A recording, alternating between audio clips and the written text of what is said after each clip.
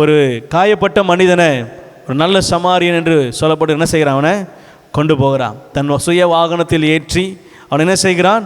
கொண்டு போய் ஒரு மடத்தில் சேர்க்கிறான். அவனுக்கு வைத்தியத்துக்கு பணம் என்ன செய்கிறான்? கொடுக்கிறான். அவனுக்கு அப்புறம் வார்த்தை வேற சொல்கிறாரு, அவருக்கு வைத்தியம் பாருங்க, ஒரு வேளை அதிகமாக செலவாச்சுன்னா நான் அடுத்து வரும்போது என்ன செய்வேன்? கொடுப்பேன். அல்லேலூயா. இதுதான் முழுமையான பாதுகாப்பு. இதுதான் முழுமையாய் ஒரு மனிதனை காப்பாற்றுவது.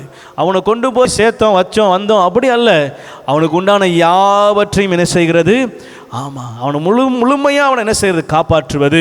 இங்கே ஆண்டவர் குறி சொல்லும் போது இப்படி தான் சொல்லப்படுகிறது. அவர் என்ன செய்கிறார்? இளைப்பாறுதல் தருகிறவராக இருக்கிறார். ஒரு ஒரு ஒரு நெளிந்து போன ஆத்துமாவை, இல்லை ஒரு கஷ்டத்தில் இருக்கிற மகனை, நான் உன்னை பார்த்து நான் உன்னை தெரிந்து கொண்டேன், நீ என்னுடைய பிள்ளை, நான் என்ன செய்கிறேன்? உன்னை கைவிட மாட்டேன் மட்டும் சொல்கிறதில்லை, அவனை இளைப்பாற பண்ணுகிறார். அல்லேலூயா. அவனை எங்கே கொண்டு போய் சேர்க்கணும், அவனுக்கு என்ன தேவை, அவருடைய வாஞ்சை என்ன, இருதயத்தில் எண்ணம் என்ன, ஆண்டவர் அதை அறிந்தவராய் இளைப்பாற பண்ணுகிறவராய் இருக்கிறார்.